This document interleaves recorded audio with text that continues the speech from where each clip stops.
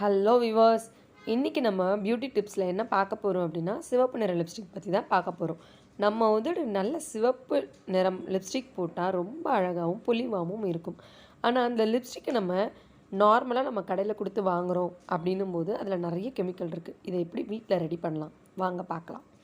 இதுக்கு தேவையான பொருள் என்னென்னா பீட்ரூட், தேங்காய் எண்ணெய், வெண்ணெய், மெழுகு, இதெல்லாம் அளவு பார்த்துக்கோங்க என்னென்னு.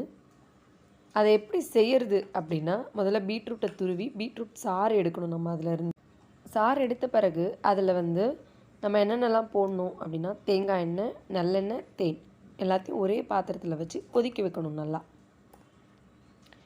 கொதிக்க வைக்கும்போது நம்ம என்ன பண்ணணும்னா டபுள் பாயிலிங் மெத்தடில் தான் நம்ம கொதிக்க வைக்கணும். டைரெக்டாக நம்ம அடுப்பில் வச்சு காய்ச்சிடக்கூடாது.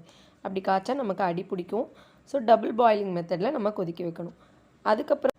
அதுக்கப்புறமா பீட்ரூட் சாறு ப்ளஸ் நம்ம அந்த ஆயில் எல்லாம் வச்சுருந்தோம் பார்த்திங்களா, அது எல்லாத்தையும் ஒரே பாட்டிலில் போட்டு ரெடி பண்ணி வச்சுக்கலாம்.